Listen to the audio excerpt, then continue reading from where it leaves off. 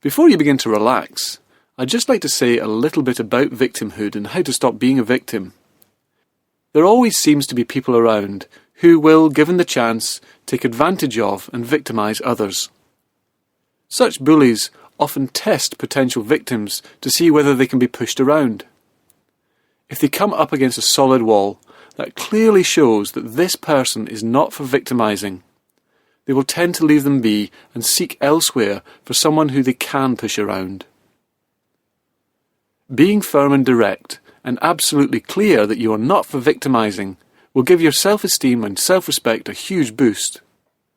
And of course, it's not just what you say that makes it plain that you are no victim. It's much more subtle than that. The way you use your eyes, the way you hold your head, the way you walk, all speak volumes about your sense of personal respect and power. 3 types of body language are especially significant. Passive body language, indicating that you might give in at the first sign of trouble, might include slumped shoulders and avoidance of eye contact. This is the body language classically associated with victimhood. Then there is aggressive body language, clenched fists, glaring eyes and threatening gestures. Then there is assertive body language, standing straight but relaxed, looking people in the eye, keeping the hands open and relaxed. They all indicate that I won't be messed with, but I'm not after trouble. The best route out of victimhood is to move from passive to assertive. Aggressive is likely to bring trouble of its own. A good first step to becoming more assertive is to consider your own body language through role play. What message are you giving out? For example, muggers will choose a victim who looks like a victim, who doesn't walk with a sense of purpose, who keeps their eyes on the ground, doesn't have a confident look about them. In short, the kind of person who doesn't look as if they would put up much of a fight. The little old lady is less likely to be selected as a victim if she looks as if she'd be up for a fight. Being singled out as a victim is also determined by the manner in which you generally behave in public. Professor Jeff Beattie, a leading expert in body language at Manchester University, insists that street robbers are adept at analysing body language to identify potential weakness. They are looking for people who, in their words, look clueless, who will go along with their demands, he explains. Your body language needs to signal personal power, even if you are not physically strong. So being a victim is as much about your attitude as the attitude of those who victimise you.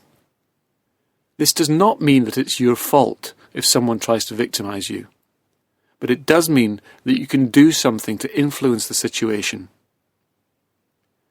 It's natural to feel nervous when faced with intimidation, and this may make you talk very fast or hurry your movements.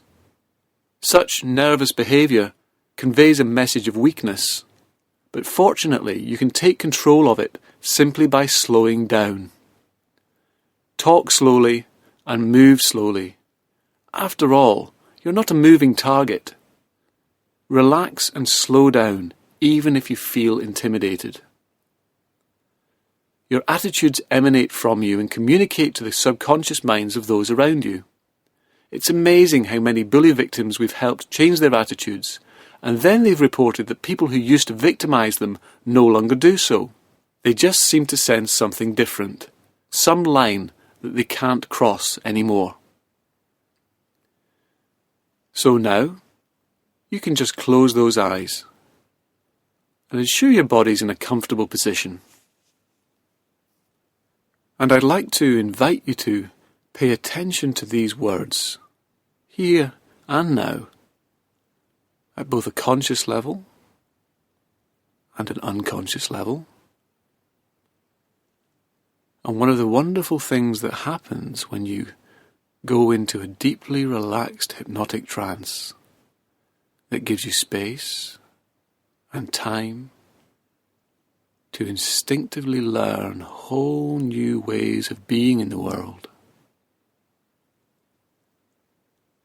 And whether you consciously realize it or not, you are profoundly skilled at instinctive learning. As a child, you learnt how to speak, how to listen, how to put one foot in front of the other. You learnt how to play games, how to connect with and understand other people. You learnt to enjoy some things, like going to the sweet shop or playing with toys, and to fear other things, like monsters in the closet. And over time, as you grew up to be an adult, the childhood things you enjoyed and the things you feared got left behind as you evolved. So that all those old toys and monsters seem to be such a long, long time ago. Way, way, way back then. And all these learnings occurred unconsciously. Your conscious mind had nothing whatsoever to do with them. And here and now, your conscious mind is welcome to drift in and out of awareness, paying attention to its own ability to drift and float, while your unconscious mind takes full responsibility for ensuring that you begin to honestly and completely enter a state of deep, deep physical relaxation. The wonderful kind of rest that can come when you sink into a hot bath, or when you get up in the morning after 2 weeks of vacation and you feel so different. Any old tensions melt away into deep comfort and calm. A wonderful kind of rest that can come when you lie beneath the sky,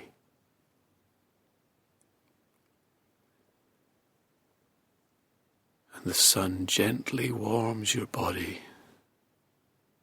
as a soothing breeze passes over the skin. And as your conscious mind becomes aware of the beginnings of that deep comfort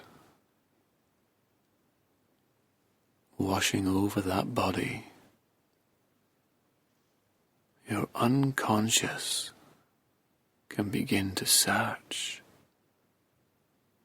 through your history to find times when you had a real inner strength, a resolve, a grounded determination. All those resources your unconscious mind knows will be of value for you to become the kind of person who emanates a calm sense of comfort and purpose in who they are, letting others clearly know from the way you hold yourself, the way you communicate, what is an appropriate way for others to behave towards you,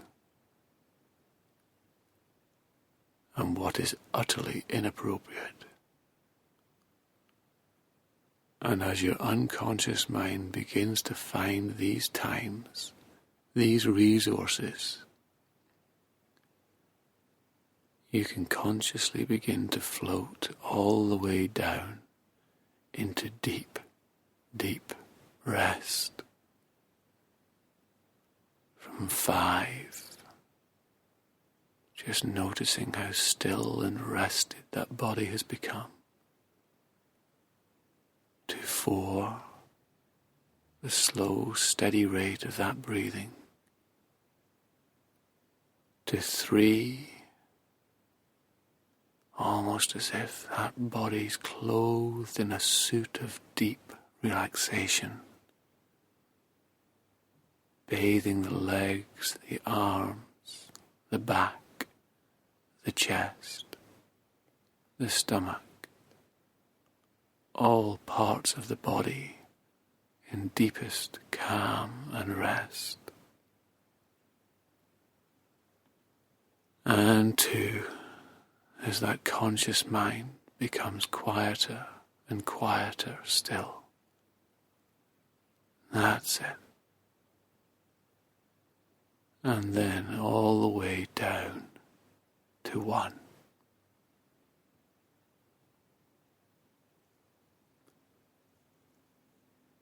Now I'd like to tell you an interesting story about a tiger cub whose mother died in giving birth to it. And the tiger cub found himself growing up with a flock of sheep. He learned to bleat like a sheep, to nibble grass like a sheep. He even moved and ran in a flock like a sheep. And then one day, the flock was attacked by a tiger. And the tiger was astonished to see a nearly grown tiger cub leaping away like a sheep and bleating desperately.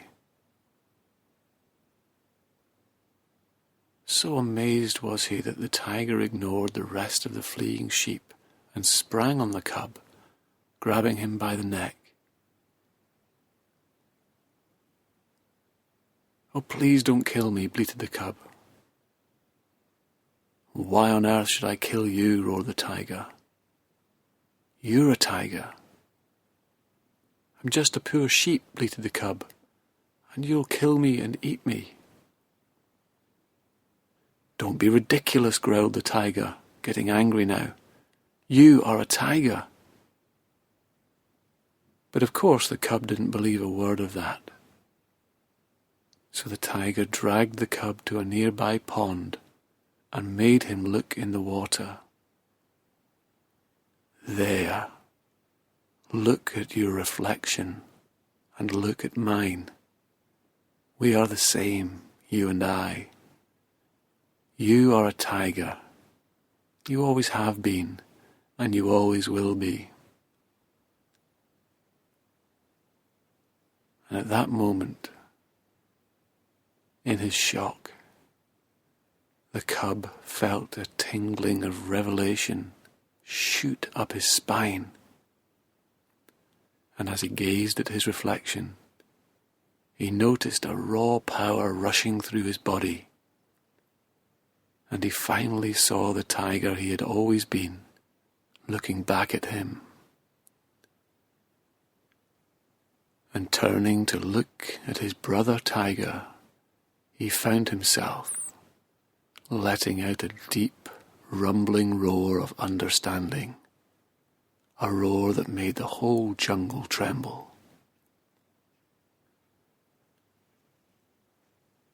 Now, I don't know what animal you most associate with strength, but I'd like you to think of an animal that moves with grace and power and single-minded purpose. And that might be a lion, a puma, a tiger, a bear or an eagle. You can notice a particular animal coming to mind right now, and just getting a sense of how it moves, the look in its eyes. And take a little time just to consider that now.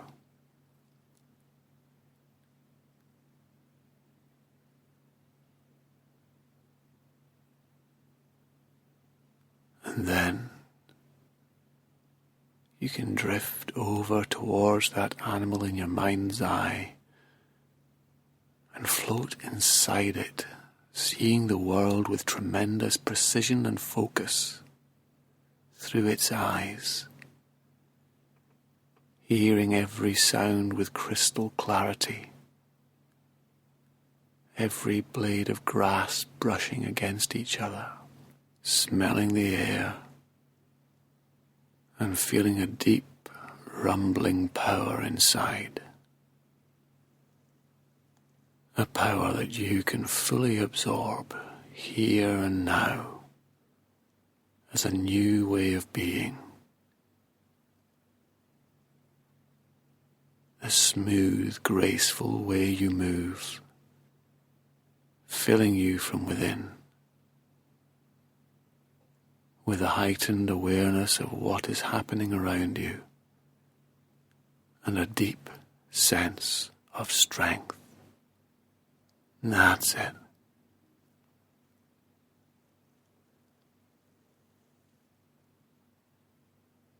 And from this state, as your unconscious mind integrates it even more fully, I want you to look back at how you used to behave. Because throughout history, just too many people went through their lives without ever daring to believe in their own resources, their own strength, somehow convincing themselves they didn't have the potential to live their life with a deep confidence and trust in their own abilities.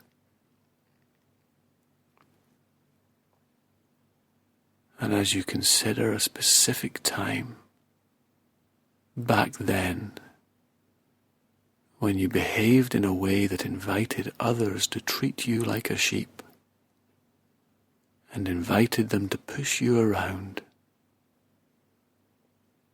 you can imagine what it would be like to watch that time on a little TV set with the sound turned down, just over there, seeing a little image of yourself and any other person on that screen, seeing the expression on your face in that time, your body language, and what that communicated to the other person. Just watching that old experience now from your new position of strength.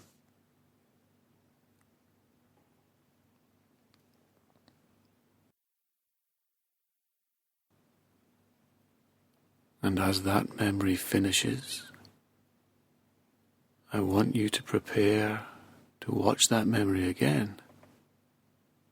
But this time you're going to run it past in a whole new way.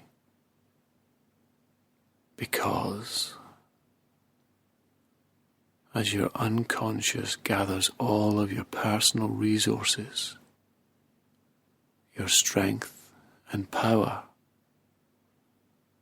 that tingling up your spine, realizing the raw potential that's always been within you, you can notice that feeling getting stronger and stronger, beginning to fill your body from the top of your head to the tips of your toes.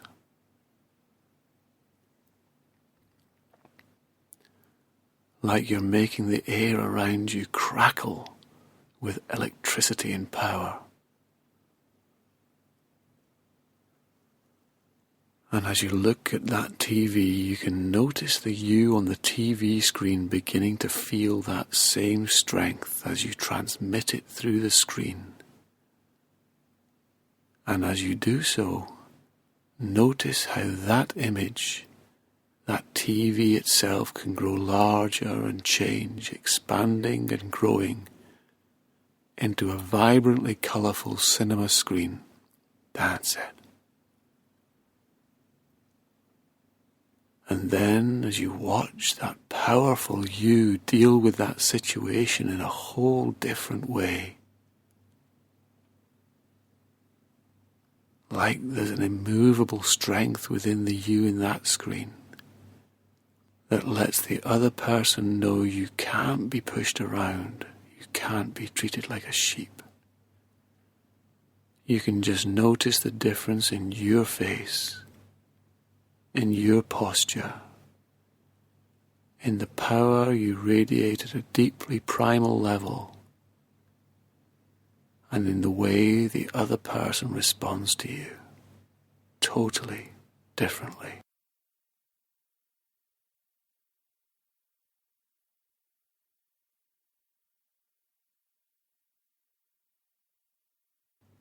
And you can just float right into that you on the screen right now, stepping right inside yourself, and experience looking at that other person from that position of power with totally new eyes, feeling that strength within you.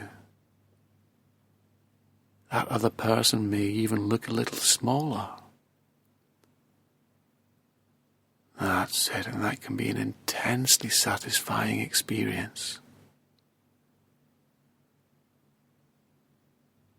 And as you experience interacting with that person from that core state of grounded power, the calm, graceful strength of that animal radiating from within you, just really experience interacting with that person in that new, appropriate way right now.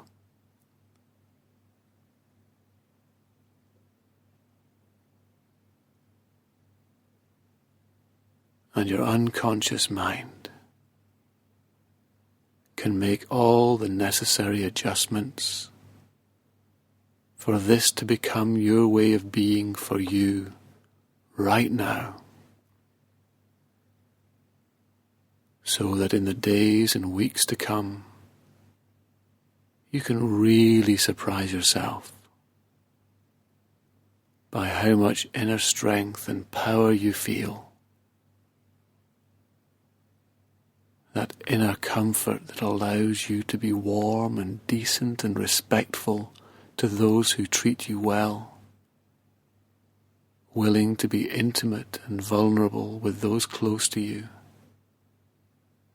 really feeling comfortable with allowing them to see who you are, and yet showing immovable strength and calm, resolved power to those who would try to push you beyond what is fair. And you might get a sense of what it's going to be like some time from now, when you've fully integrated those learnings. And you can drift right into a future time and just be aware who it was first noticed the differences in you. Just really notice what it was they noticed about you that let them know that you are different now.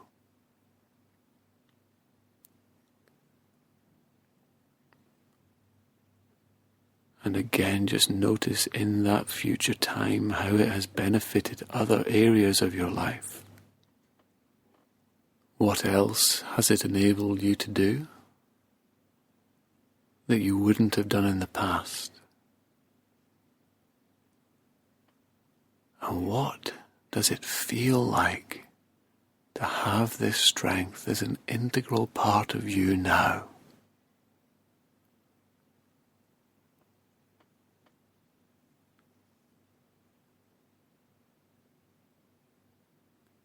And then, in your own time, bringing all these learnings with you as a core part of who you really are now. You can begin to reorient to the here and now, and gently, comfortably, and enjoyably become wide awake at the count of 1 and 2. Just noticing the position of your arms and legs, and 3 and 4, and then just opening your eyes on 5. Good.